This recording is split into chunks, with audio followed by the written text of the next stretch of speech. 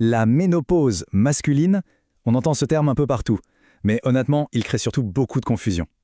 Aujourd'hui, on va décortiquer ce mythe ensemble, pour comprendre de façon claire et scientifique ce qui se passe vraiment dans le corps des hommes avec l'âge.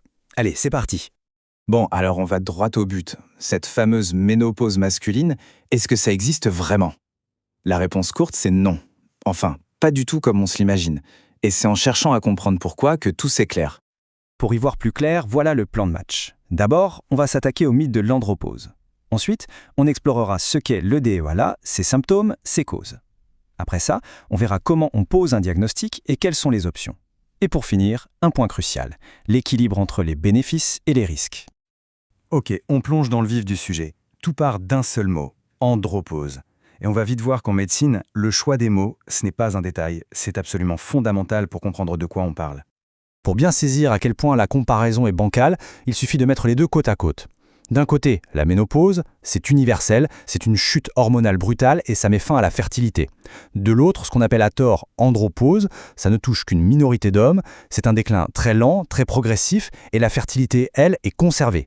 Rien à voir donc, la différence est énorme. Alors comment faut-il appeler ça? Le terme médical correct, c'est DALA, déficit androgénique lié à l'âge. Et là, il y a un point absolument crucial.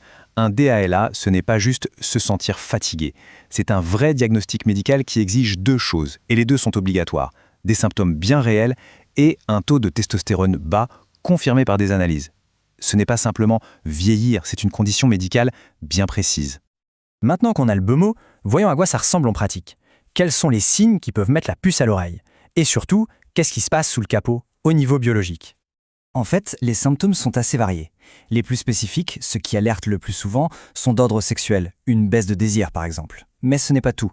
Il peut aussi y avoir des signes physiques, comme une fatigue qui ne passe pas, ou psychologiques, comme de l'irritabilité, ou cette sensation d'avoir le cerveau dans le brouillard. Et pour bien comprendre, ce déclin hormonal est très très lent. On parle d'une baisse qui est en moyenne de 1 à 2% par an, seulement, à partir de 30-40 ans. C'est une pente douce qui n'a rien à voir avec la chute vertigineuse de la ménopause. Mais alors pourquoi cette baisse? En fait, il y a un double effet. D'une part, oui, les testicules produisent un tout petit peu moins de testostérone. Mais d'autre part, et c'est très important, une protéine qui s'appelle la SHBG augmente avec l'âge. Et cette protéine, elle agit un peu comme une éponge. Elle capture la testostérone et la rend inactive. Le résultat, c'est qu'il y a moins de testostérone active, celle qui est vraiment disponible pour le corps. Attention, l'âge n'est pas le seul responsable. L'hygiène de vie a un impact énorme. Des choses comme l'obésité, le manque de sommeil ou un stress chronique peuvent vraiment accélérer ce déclin. C'est la preuve que le mode de vie joue un rôle majeur dans tout ça. D'accord. Alors si on suspecte quelque chose, on fait quoi? Comment est-ce qu'on passe d'une simple impression à un diagnostic solide et éventuellement à un plan de traitement? C'est une étape qui ne s'improvise pas. Le parcours pour le diagnostic se fait en deux étapes. C'est non négociable. D'abord, il y a une discussion approfondie avec le médecin, un examen clinique complet. Ensuite, et seulement si les symptômes sont bien là, il faut une confirmation par la biologie. Et pas une, mais au moins 2 prises de sang, faites le matin. Les symptômes seuls, ça ne suffit jamais pour poser le diagnostic. Ce qu'il faut retenir, c'est que le diagnostic n'est pas juste un chiffre sur une analyse. C'est comme assembler un puzzle. Il faut que les pièces, c'est-à-dire les symptômes ressentis, s'emboîtent parfaitement avec les résultats biologiques. C'est la cohérence entre les deux qui fait le diagnostic. Et avant même de penser à un traitement hormonal, la toute première chose à faire, c'est de regarder du côté du mode de vie. L'exercice, l'alimentation, la qualité du sommeil, la gestion du stress. C'est la base. Et parfois, juste en optimisant ces points, on peut voir une amélioration spectaculaire. Si un traitement hormonal est finalement envisagé, il est capital de comprendre son but. Et cette citation le dit très bien. L'objectif, ce n'est pas de trouver une fontaine de jouvence ou de lutter contre le vieillissement. Non. Le but, c'est de traiter une condition médicale qui a été diagnostiquée et confirmée. C'est une nuance essentielle.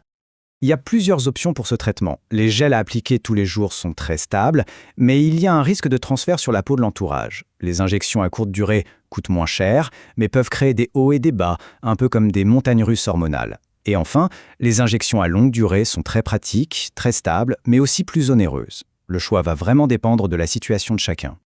Mais attention, un traitement hormonal, ce n'est jamais anodin.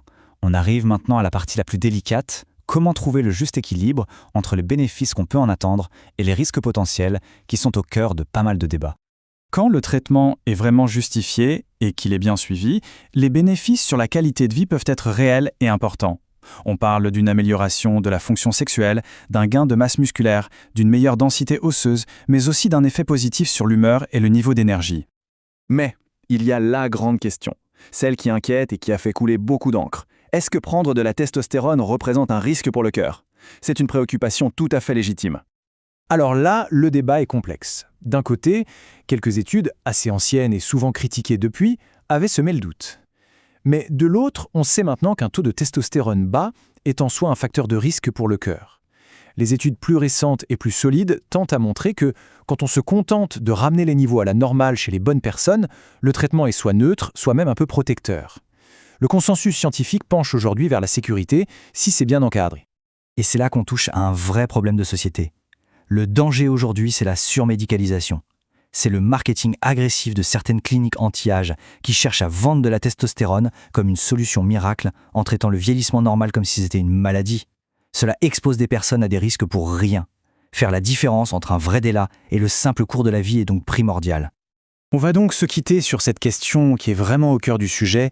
Où est-ce qu'on trace la ligne ? La ligne entre traiter une condition médicale avérée et céder à la tentation de vouloir traiter le vieillissement lui-même. Répondre à cette question, c'est tout l'enjeu d'une médecine responsable et éclairée face au temps qui passe.